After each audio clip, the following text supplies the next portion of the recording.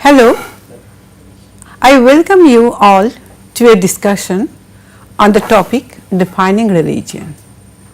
Let me begin this discussion on defining religions with an age-old explanation given by Sharp. Sharp has compared the task of defining religion to one of the old fables where blind men try and define an elephant, where each touch a part of the elephant's body and define it according to their knowledge. For example, one touches the trunk and defines it as a snake. On the other hand, the other its ears and defines it as a fan, and so on. We all see that it is imperative to define religion in the social science of religion, but also very tough to do the same. Here we will try to show the map through which definers of religion usually pass through while making an attempt to define religion. We will further discuss this process of mapping in two distinct ways. Then we shall focus on the results put forward by cartographers, and we shall also create a list of various ways in which we can define religion. Well, as we take up the task of defining religion, we should first understand that at both the stages, the dependable factors are the focus, the issues raised for question, and the features. If we see through the literary work on the sociology of religion, we can find that almost all the work done on introductory social science of religion has either its first or second chapters on how to define religion. So, with this we can understand that all the academicians and scholars have regarded the task of defining religions as a quintessential one. Let us now discuss Gruber's three dimensions on defining religion. Egon Gotthold Gruber was one of the giants in the fields of qualitative research methodology. In 1990, he outlined three types of dimensions. He was of the view that these three dimensions are present in any scientific activity. These three dimensions are of immense use in masking and unmasking the different facets of defining religion. Let us now understand the three dimensions accordingly. The three dimensions that were listed by him are ontological, epistemological, and methodological. Ontological dimension addresses the questions that arise regarding the nature of religion and the criterion for deciding them. Epistemological dimension focuses on the kind of relation the definer of religion shares with the phenomenon he or she aims to define. Methodological dimension focuses on the technical method that the definer uses to define religion. As you see that we have now briefly outlined the three dimensions. However, before we penetrate further into each of these dimensions, we should understand that these three dimensions are not aloof or independent of each other. Now, we must all understand here that these three dimensions are not separated from each other or are in complete isolation. As a matter of fact, what they do is influence each other and tend to form a triangular relationship with each other. We must also understand that the representation of religion and the definer's view on religion cannot be separated from each other. As we go towards the end, we shall see what picture is formed when the three dimensions are taken together. We will get to see that there are more definers of religion than the definitions itself. With this, we could suggest that if religion is a construct, we should see the constructors as a part of the whole phenomenon. Now, I shall briefly discuss the dimensions one by one. I shall begin with the ontological dimension. What is defining religion? Well, it is basically about telling about the nature of religion from past to present across different places. To speak on it technically, a set of definitentia must be selected to define the definiendum. In this case, religion is a part of human reality and distinguishable from other realities present so far. Usually, the term secular or profane is used as the opposite of religion, but science is also used as a counter word sometimes. If we see religion from an empirical perspective, it is actually a form of reality, but is denied any form of existence. Van Wall and Van Beek accent on the theoretical nature of religious knowledge. According to them, religion is an all explicit and implicit notion and ideas accepted as true, which relate to a reality which cannot be verified empirically. The believer cannot explain his experiences and the sacred reality empirically.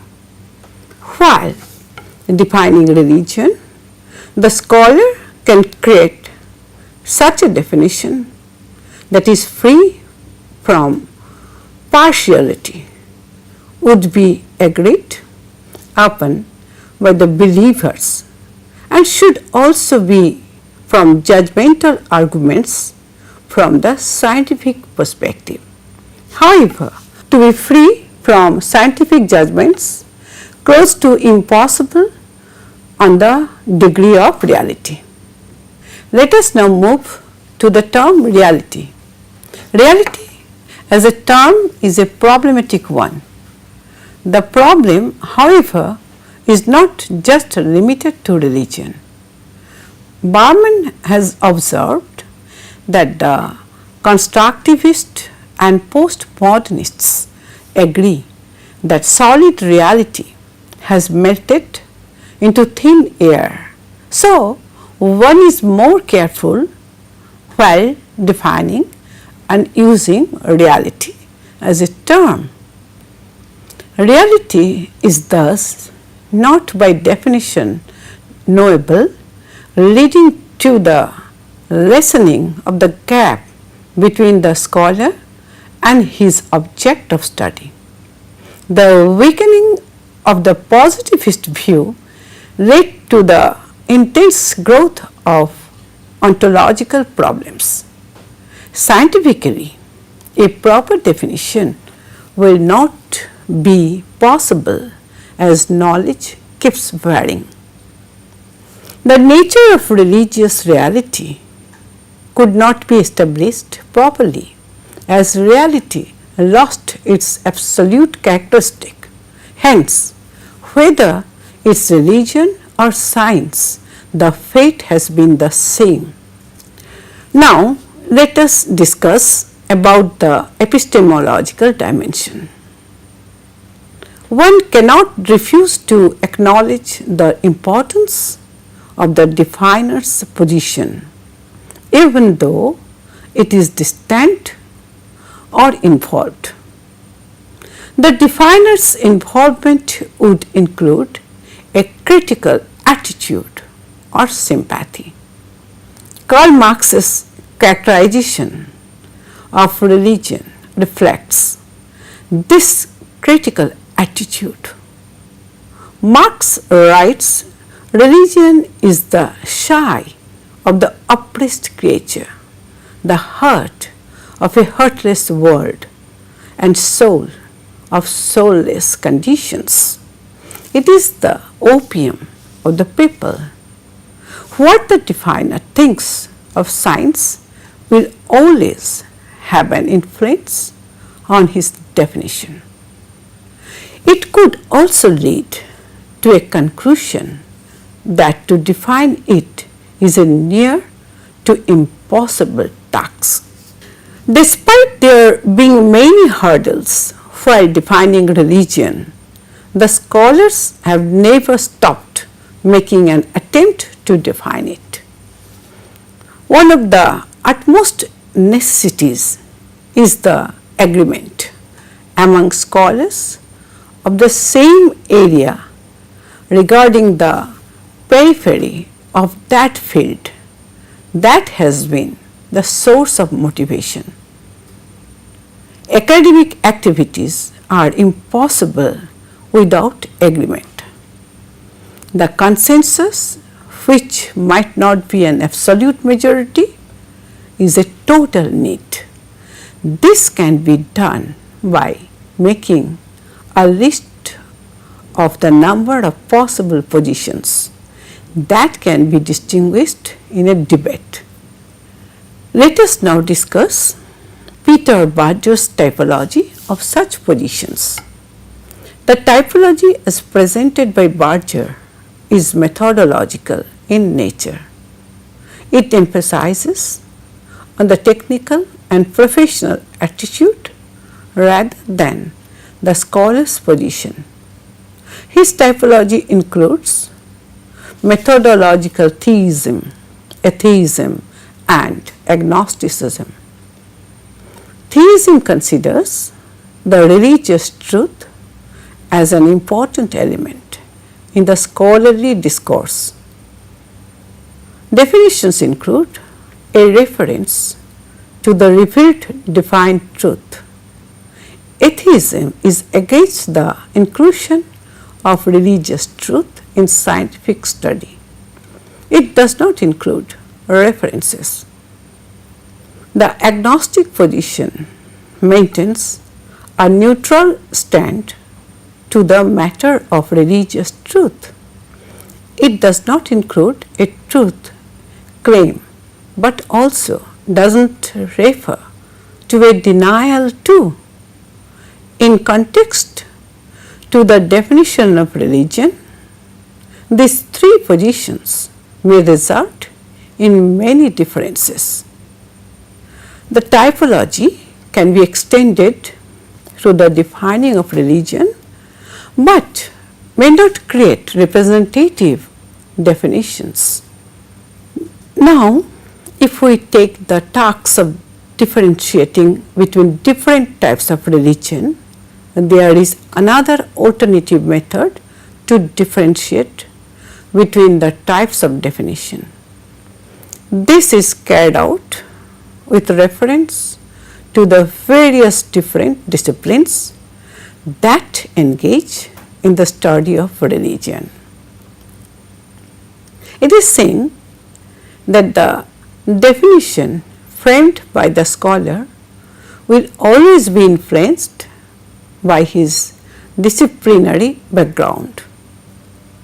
Each discipline would study a certain aspect of religion. The focus and interest of each discipline in religion as a subject is different. This interest is seen in the definition framed. Let us take the following as an example. A sociologist would focus on the social aspect of religion. Anthropologists on the cultural phenomenon and even connect it to politics or economy. Historians on the history of religion and so on. This is one of the reasons why Gates has titled his article on the definition of religion as cultural system. Now we shall move to the theoretical approaches in defining religion. When theoretical approaches are added in defining religion, diversity can be seen in it.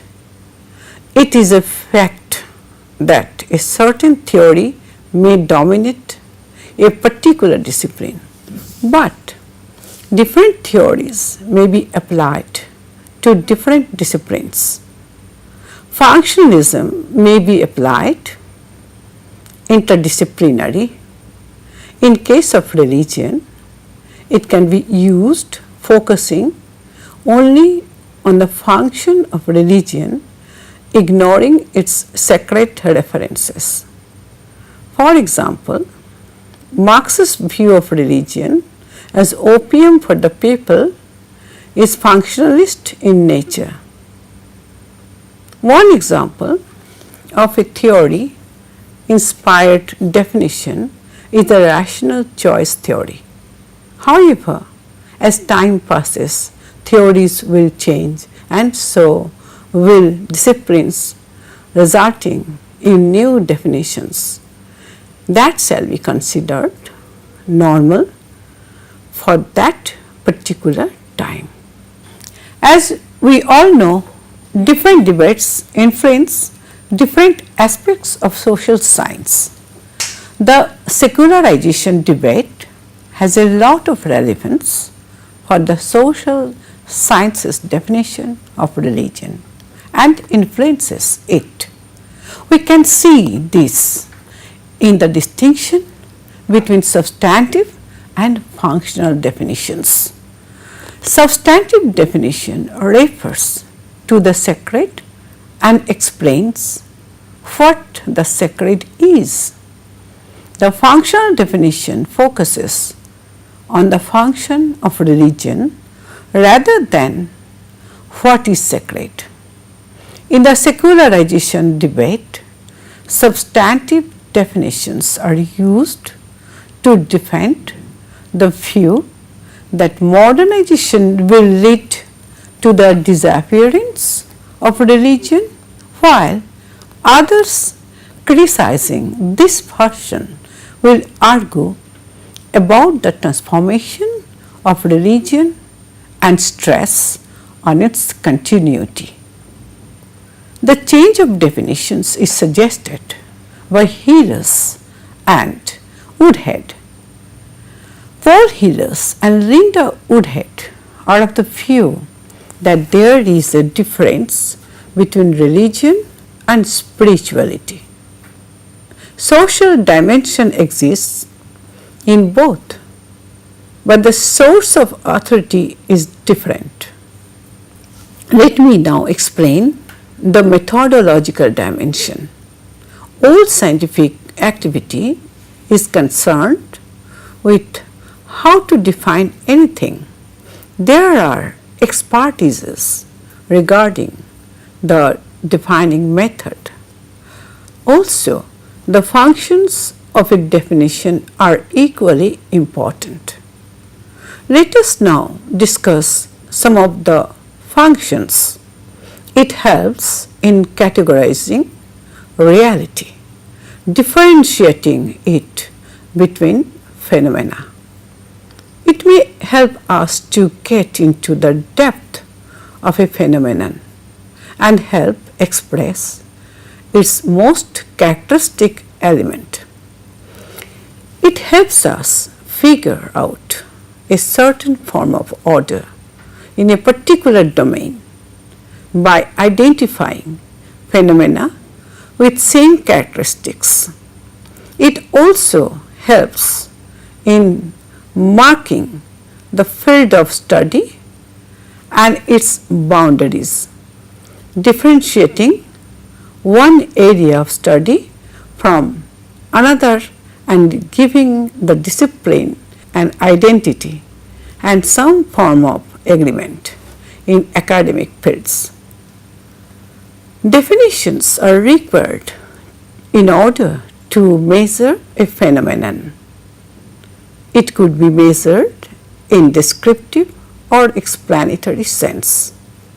It also works as a tool as it creates some agreement on terms, allowing for scholarly discussion or debate. A basic idea can be sought from the above list. The one difficulty is that these functions consist of words that may be further subjected to definition.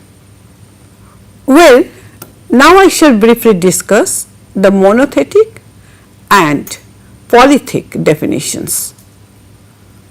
I would like to say that the elements included in monothetic definitions are both sufficient and necessary. All examples of a class like religion or world religion show all the features that the definition specifies. However, the monothetic definition in practice often proves to be over exclusive as it limits the range and number of defining characteristics. Polythetic definitions are chosen over monothetic definitions. It consists of many definitions that are neither necessary nor sufficient. It is also known as a family resemblance definition. In relation to these definitions, let me take the issue of Buddhism. The case of Buddhism, whether it is a religion or not, highlights the importance of distinction between the two definitions. If God as a term is included in the monothetic definition of religion, some form of Buddhism cannot be put into the class of religion. However, there is no such problem if we take the polytheistic definition. Weber's ideal type is also a characteristic of polythetic definition. When one discusses the methodology in defining religion, one important theme is the way in which the definer moves from the particular to the general. Before one begins to frame a definition of religion, it is expected that he or she has knowledge on religion and forms of religions. Arbitrariness may influence one's idea of religious reality. For example, focus on world religions, neglect on tribal religions. If a scholar is an expert of any particular religion, certain form of biasness may stem out, resulting in generalizing the characteristic of that particular religion for all religions. This bias may also occur if the scholar classifies other religions in categories that are common in his or her own religion. As we move to the end, let us now summarize the difficulties one faces while defining religion. Well, there are some difficulties in the ontological dimensions. While we were discussing the ontological dimensions, we came across some core issues. Will religion receive the same unbiased treatment if it is considered as a form of knowledge? And from the positivist view, questions arise. On the contrary, the constructivist approach that emphasizes the relative nature of all forms of knowledge is no guarantee of this either. The sacred is not easily accessible to the scholar. So is reality, whether scientific or religious, really more than the labels people put on it. The epistemological dimension is also not free from limitations and difficulties. Epistemological dimensions make obvious the relative character of a definition.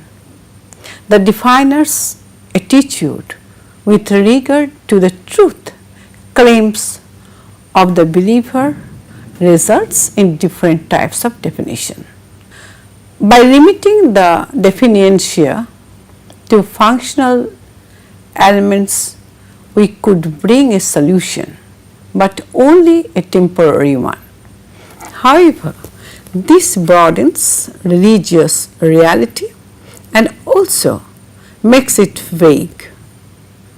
The secularization debate helps in revealing the subjective nature of definitions and also their influences by the debates. The methodological dimensions had its own difficulties too. The methodological dimension did not bring any new promises. We could understand that what made the definition were the functions they performed. If we need to explain the core of religion, words will never be enough. If we want to define religion, we have to first sacrifice various forms of it. Polythetic definitions may prove beneficial but cannot be taken as a solution.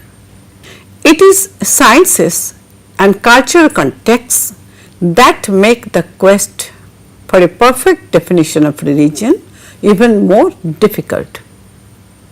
Now the question that leaves us in the end is, should we give up and conclude the task of framing a perfect definition of religion has failed, or should we put the blame on the positivists for making us walk on path that lead to nowhere?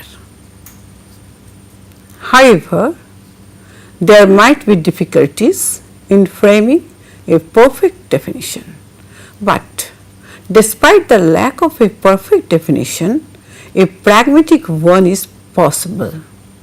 In order to facilitate a scholarly debate, a practical method should be framed. There are a few solutions. For example, one solution could be a regular discussion on the topic of religion, provided we take it less ambitiously and also understand both the good and the bad effects. The second solution would be the use of substantive and functional definitions, alternatively stating clearly what becomes visible or invisible in each case. The third solution would be to follow the least contested map. The fourth solution would be choosing the definition that fits the best in the project that one is working on. Scholars need to stop debating on each other's definition and consider the practice of defining itself. The debate must also mention the conditions under which scholars carry out such tasks of defining religion. The scholarly debates should be regarded as an important outcome of modern society. The globalization issue is no exception when it comes to influencing the study of religion. No eyes have escaped the changes our world has gone through in the last 2 centuries. The transformation of our world in the last 2 centuries is visible to all. Globalization shows that modernization leaves no part of the earth unaffected. Globalization has brought everyone closer. It has also brought other religions to the attention of many scholars and believers. So, religion is age-old, but the task of defining it is a result of the modern era. Globalization has shown both homogeneity as well as diversity. Cultural anthropology focuses on this variation, whereas sociology focuses on the changes brought about by modernization. So, taking religion as a theme when we frame its definition, the main aims should be to find out the common features of all the different forms of religion. Now, we have come to the final end of our discussion on the topic defining religion. Let us conclude our discussion by saying that the definition of religion cannot be concluded from the definer's position in the context of a global society, the paradigm of science and the secularization debate.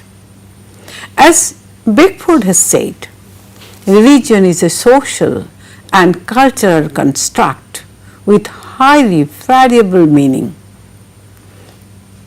So, we should see from scholarly perspective in order to study the characteristics of religion.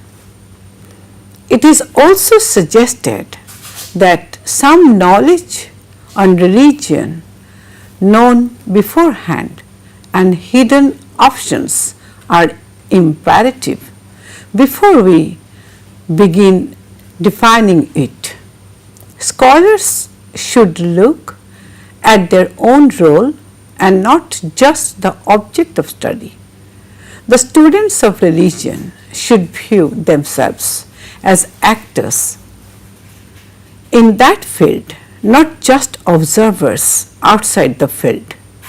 Then we could understand religion by using 2 ways of classifying reality, just like the realities of the believers, and apply dichotomies that the scholars use: individuality and participation, distance and closeness, inexpressibility and representation, and variety and unity.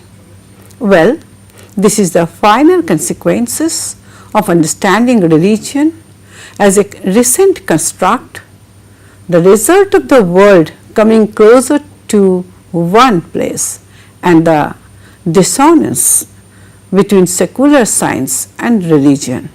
With this, we come to the end of our discussion. I thank each one of you for being a part of it. Thank you.